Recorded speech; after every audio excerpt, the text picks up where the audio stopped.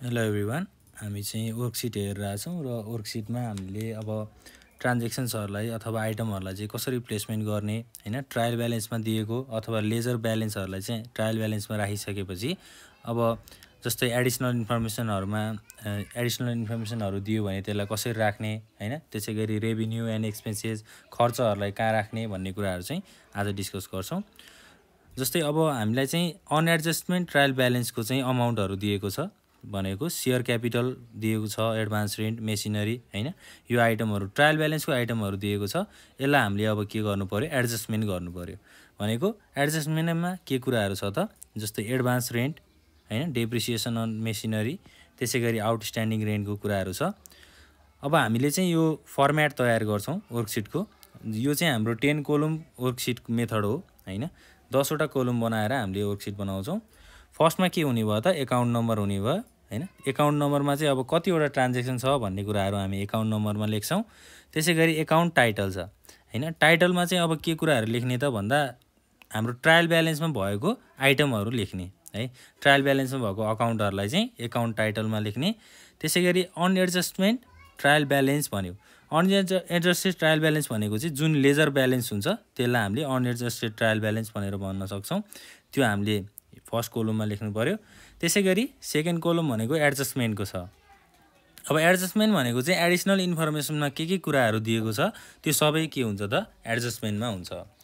जुन additional information चाहिँ हामीलाई क्वेसनले दिएको छ त्यो चाहिँ एडजस्टमेन्ट कोलममा लेख्ने हो। त्यसै गरी अर्को कोलम छ एडजस्टेड ट्रायल ब्यालेन्स भनेको अब अनएडजस्टेड ट्रायल ब्यालेन्स र एडजस्टमेन्टलाई हामीले क्यालकुलेसन गरिसकेपछि के गर्छौँ त, र आएको ब्यालेन्स अथवा त्यो दुईटाबाट निस्केको ब्यालेन्सलाई चाहिँ एडजस्टेड ट्रायल ब्यालेन्समा लेख्छौँ है। एक्चुअल ट्रायल ब्यालेन्सको अमाउन्ट चाहिँ अब कति हुन्छ त्यो कुराहरू चाहिँ यहाँ डिफाइन हुन्छ। र फाइनल्ली इन्कम स्टेटमेन्ट छ। अब इन्कम स्टेटमेन्ट भनेको त कति आम्दानी भयो त्यो कुराहरू हामीले लेख्ने भयौँ। र ब्यालेन्स सिटको कुराहरू छ। ब्यालेन्स सिटमा चाहिँ के हुन्छ त, एसेट्स र लायबिलिटिज हुन्छ। अब यहाँ दिएको अनुसार ट्रायल ब्यालेन्सले दिएको ब्यालेन्स अनुसार चाहिँ हामीले आइटमहरूको ब्यालेन्स लेखिसकेको छौँ हैन। लेजर ब्यालेन्सहरू चाहिँ हामीले यहाँ पोस्ट गरिसकेको छौँ। अब हामीले बाँकी के काम गर्नु परेको छ त, एडजस्टमेन्टको इन्फर्मेसनहरूलाई चाहिँ लेख्नु पर्यो। एडजस्टमेन्टमा के भनेको छ, फर्स्टमा advance rent on during the year भनेर भन्यो। भनेपछि रेन्ट अर्न भनेर भन्न सक्छौँ हामी। रेन्ट अर्न भनेको एडभान्समा रेन्टको पैसा आयो। त्यसै गरी अर्को के छ, डेप्रिसिएसन अन फर्निचर भनेको मेसिनरी है। मेसिनरीमा चाहिँ के भयो त, भ्यालु डेप्रिसिएट भयो। Depreciation on machinery. त्यसै गरी अर्को के छ, आउटस्ट्यान्डिङ रेन्ट। आउटस्ट्यान्डिङ रेन्ट भनेको चाहिँ के हो त, जुन चाहिँ जति रेन्ट तिर्नुपर्ने थियो त्यो पैसा चाहिँ तिरिएको छैन, अथवा रेन्ट जस्तै माथि हाम्रो क्वेसनमा 8000 रेन्ट भनेको छ हैन। अब 6000 रेन्ट चाहिँ तिर्न बाँकी भनेको चाहिँ के हो त, आउटस्ट्यान्डिङ हो। आउटस्ट्यान्डिङ रेन्ट भयो। त्यसै गरी अर्को के छ, राइट अफ ब्याड डेब्ट हैन। रिटर्न अफ ब्याड डेब्ट भनेर पनि हामीले भन्न सक्छौँ। रिटर्न अफ ब्याड डेब्ट। त्यसै गरी finally prepaid insurance. Prepaid insurance expired भनेर भनेको छ। ल, यो आइटम चाहिँ हाम्रो एडिसनल इन्फर्मेसनको भयो। अब एडजस्टमेन्टमा भएको आइटमलाई चाहिँ हामीले डेबिट र क्रेडिट साइडमा देखाउनु पर्छ, जुन चाहिँ एडजस्टमेन्ट कोलममा राखिन्छ। मैले अघि पनि भनेको थिएँ हैन। एडजस्टमेन्टमा चाहिँ कस्तो खालको इन्फर्मेसन अथवा कस्तो खालको अमाउन्टहरू राख्ने हो त, जुन चाहिँ एडिसनल इन्फर्मेसनमा आइटमहरू छ त्यसको अमाउन्ट राख्ने हो। अब रेन्ट अर्न भनेर भन्यो है। रेन्ट अर्नलाई चाहिँ हामीले एडजस्टमेन्टको क्रेडिट साइडमा राख्छौँ। कति छ, ₹6000 एडजस्टमेन्टको क्रेडिट साइडमा 6000। र यसलाई के गर्ने हो त, अब एडभान्स रेन्ट भनेर जुन हाम्रो ट्रायल ब्यालेन्सले दिएको छ एडभान्स रेन्टसँग चाहिँ जोड्ने अथवा एडभान्स रेन्टसँग एड गर्ने। तल हामीले क्रेडिट साइडमा लेख्यौँ भने माथि के गर्ने त, डेबिट साइडमा एड गर्ने ₹6000। त्यसै गरी अर्को के छ, डेप्रिसिएसन अन मेसिनरी।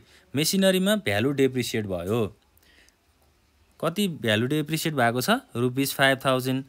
अब डेप्रिसिएसन भनेको हामीले यसलाई डेबिट साइडमा इन्ट्री गर्छौं ₹5000 र त्यसैगरी माथि मेसिनरीमा कति छ 65000 छ।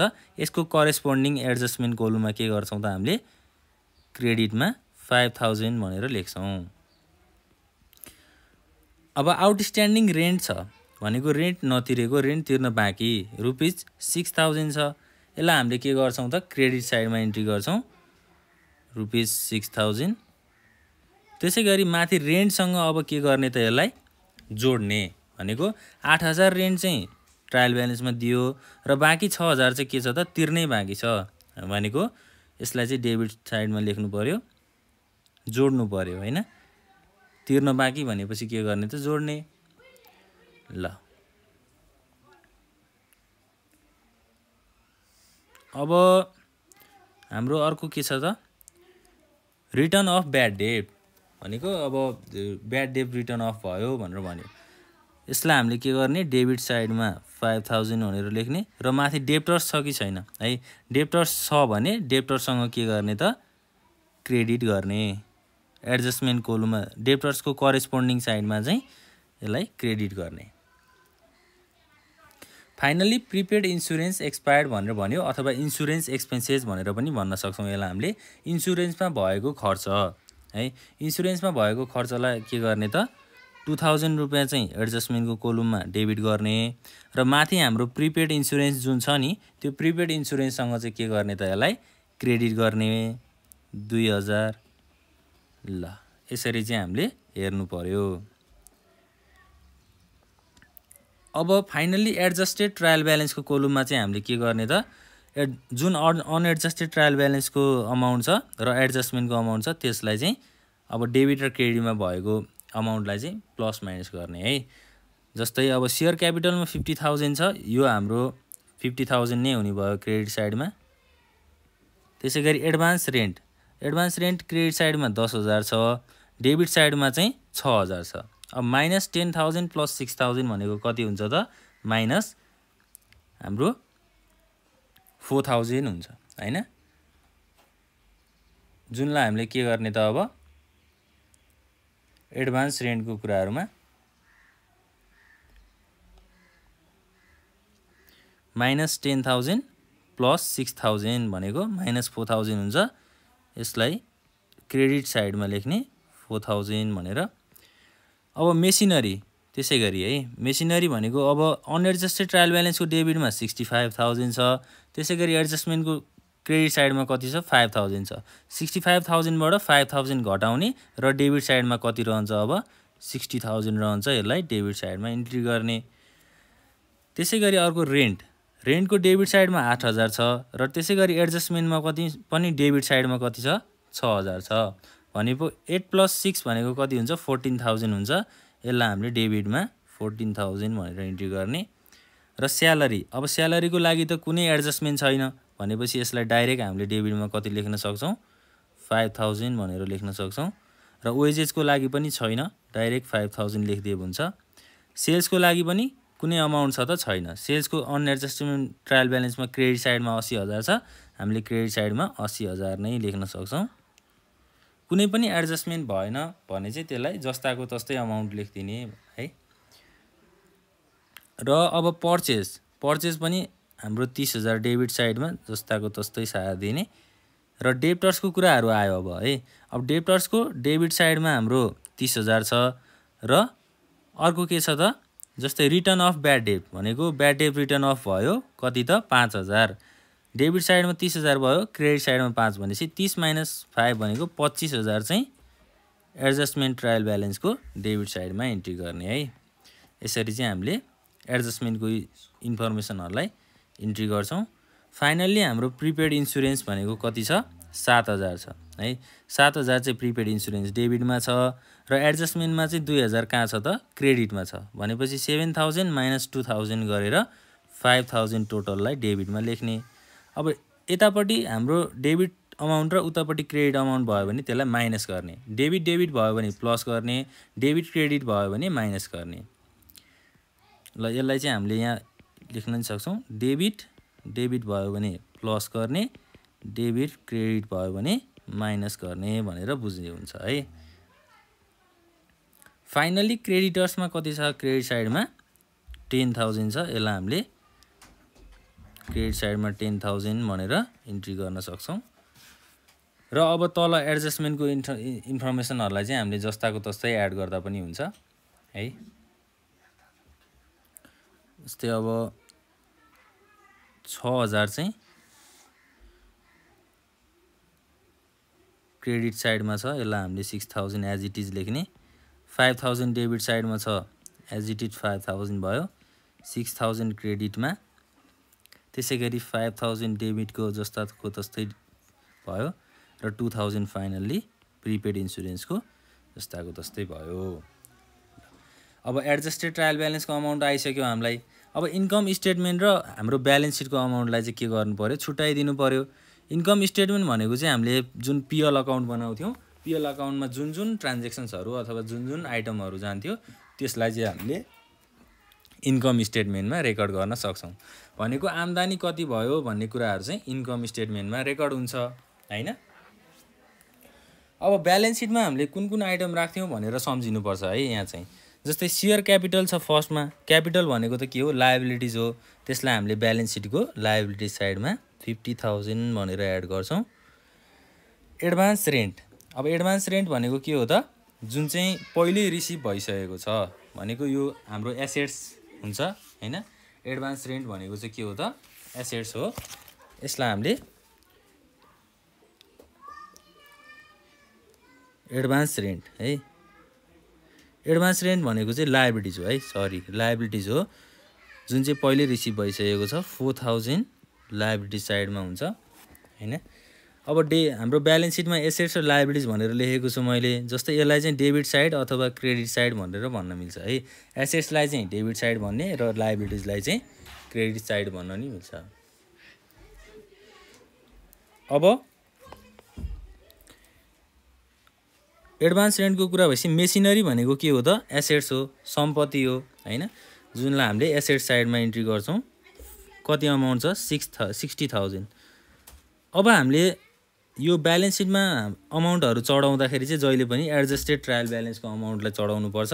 जुन हाम्रो अनएडजस्टेड ट्रायल ब्यालेन्सको अमाउन्ट थियो त्यसलाई हेर्ने हैन है। एडजस्टमेन्ट ट्रायल ब्यालेन्समा कति अमाउन्ट छ त? मेसिनरीको 60,000 छ। त्यसलाई हामीले डेबिट साइडमा 60,000 भनेर इन्ट्री गर्छौँ। र रेन्ट, अब रेन्ट भनेको चाहिँ के हो त? रेन्ट भनेको त खर्च हो। खर्चलाई हामीले के गर्थ्यौँ त? प्रफिट एन्ड लस एकाउन्टको केमा राख्थ्यौँ त? डेबिट साइडमा राख्थ्यौँ। भनेको अब यहाँ इन्कम स्टेटमेन्टमा रेन्टलाई के गर्नु पर्यो? डेबिट साइडमा लेख्नु पर्यो। भनेको रेन्टको अमाउन्ट 14,000 छ। त्यसलाई हामीले डेबिट साइडमा इन्ट्री गर्छौँ। र स्यालेरी भनेको के थियो त? Administrative expenses. एउटा अफिसमा हुने एडमिनिस्ट्रेटिभ खर्चलाई चाहिँ के भन्थ्यौँ त? हामीले स्यालेरी भनेर भन्थ्यौँ है। स्यालेरीलाई हामीले इन्कम स्टेटमेन्टको डेबिट साइडमा इन्ट्री गर्ने ₹5,000। अब वेजेसको कुरा छ यहाँ। वेजेस भनेको त लेबरलाई दिने खर्च हो हैन। लेबरले काम गरे बापत उसलाई दिने खर्चलाई के भनिन्छ?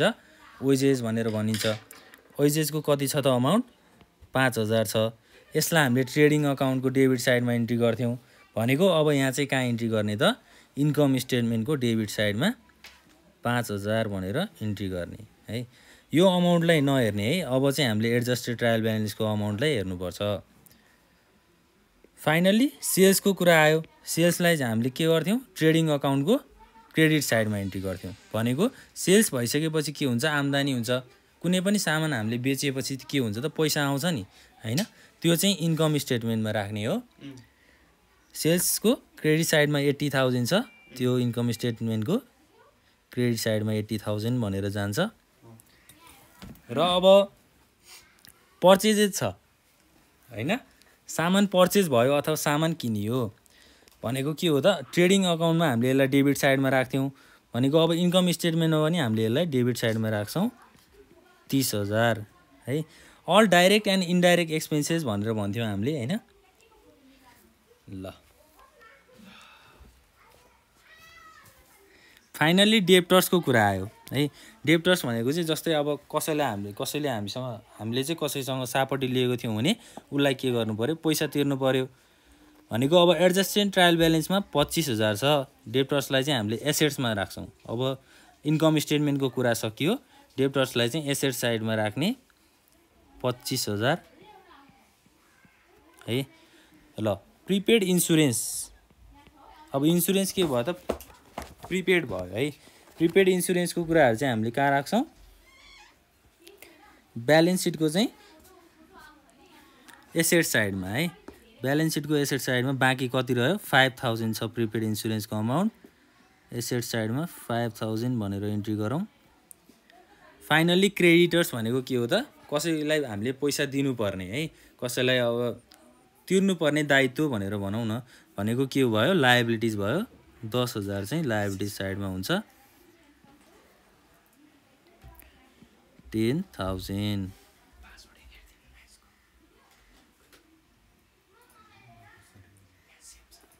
फाइनल्ली अब एडिसनल इन्फर्मेसनलाई पनि हामीले के गर्नुपर्छ त, इन्ट्री गर्नुपर्छ। अब रेन्ट अर्न भन्यो है, रेन्ट अर्न भनेको के हो त, रेन्ट चाहिँ प्रिपेड रेन्ट भन्यो है।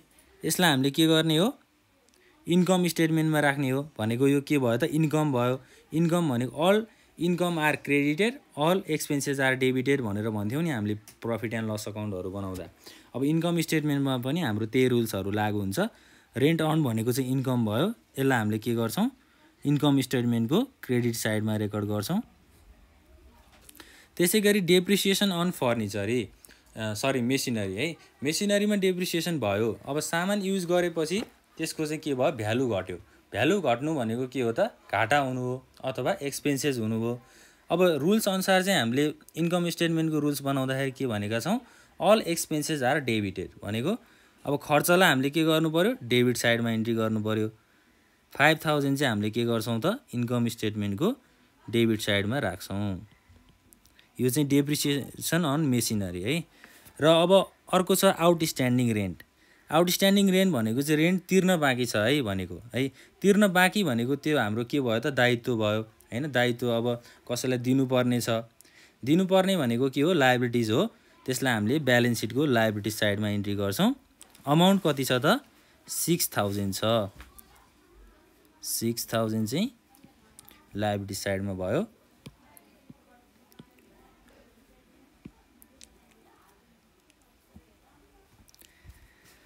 र अब रिटर्न अफ ब्याड डेब्ट भनेको, ब्याड डेब्ट चाहिँ के भयो त, रिटर्न अफ भयो अथवा पाइयो। ब्याड डेब्ट भनेको चाहिँ नर्मल्ली अब कसैलाई सापट्टि दिइसकेपछि उसले पैसा तिर्न सकेन भने त्यो हाम्रो लागि के हुन्छ, ब्याड डेब्ट हुन्छ। तर अब यहाँ के भयो त, ब्याड डेब्ट चाहिँ रिटर्न अफ भयो भन्दा अथवा पाइयो।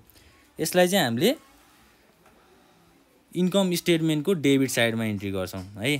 डेबिट साइडमा चाहिँ 5,000 भनेर इन्ट्री गर्छौँ।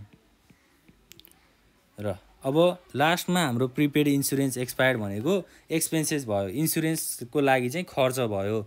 खर्च हुनु भनेको के हो, इन्कम स्टेटमेन्टको डेबिट साइडमा जानु हो।